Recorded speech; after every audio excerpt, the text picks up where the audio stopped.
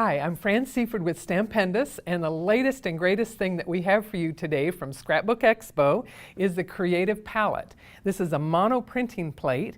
As you can see, it comes in the package like this, and we've made every attempt to give you lots of fun ideas on the front, and there's even a lot of instructions on this whole sheet on the back. And I've taken it out of the package, and as you can see, it's thin, it's durable, flexible, very easy to work with. It's an 8.5 size format, just a little bit smaller, which gives you a border. And I've removed the one liner on the one side already. I've left the larger one to the back so I can tell which is which.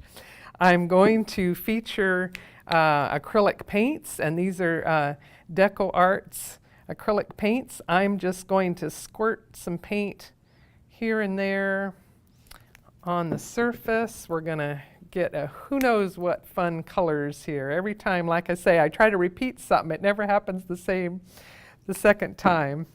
So let's add a bit of orange. Okay, so in addition to that, I found that I quite like to use the Liquitex. This is the slow dry medium, and by adding this right from the beginning, it extends my drying time, and I'm going to do multiple prints off of this. So now you can see how crazy this gets here with the brayer, and I'm moving the paint around to get an even layer.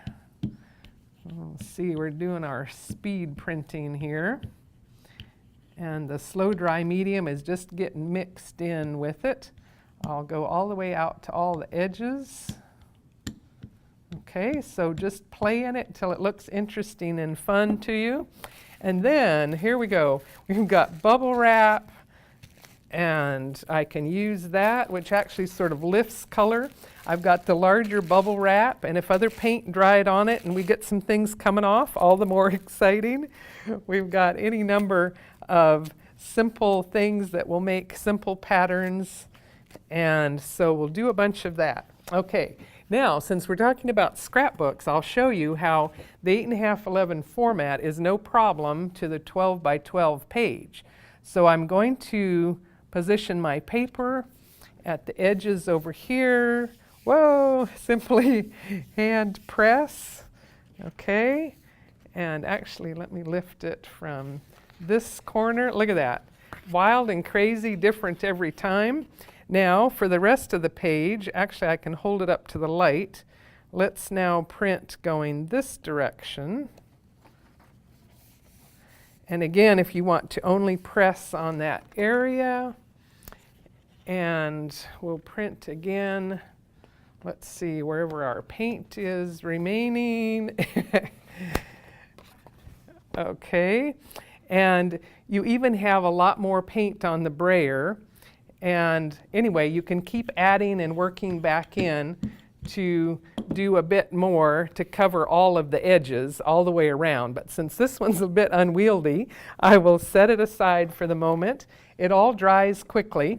And when it comes to the palette itself, I generally will just keep printing until I've removed all the paint from both the Creative Palette and the brayer by the time I'm done. But to get a chance to show you a few more things that are already dry, I'll show you how I will now take the whole plate and turn it upside down in a tray with water, and I can do some cleanup with all of that later.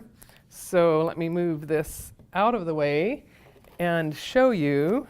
In fact, we'll take this out of the way. So as you can see, the beautiful page over here, you can take your photos and decide what color palette you need to make all of the colors work together. And sometimes you'll have a dark page, and then by the time you're done printing, you've gone lighter and lighter with these other ones, and all of that will give you the same color palette to complete a beautiful scrapbook page. So here's one where the light colors are really quite nice, and we'll just keep going here to show you all of these variations. So whatever your photos and your other patterns, you've got some beautiful go-togethers. And here's some more fun ones. This one, sometimes you print the first page to get the boldest colors there, and then the lighter ones on each one here. Here's more. fun colors and patterns, and it comes out a little bit different every time. So you can see all the variations that you're going to get from the creative palette that way, and it truly is mono printing because you can't repeat the same thing. So enjoy each different look that you get each time you print it, and you can work over and over on your sheet, and when you're done, the whole thing is easy to clean up with soap and water and a bit of alcohol, and that cleans it up easily, and you can go back to printing another whole round later. But I don't stop to clean in between. I only clean it when I'm completely done with the whole session. The colors can just keep mixing together. So have a lot of fun with it and enjoy the creative palette.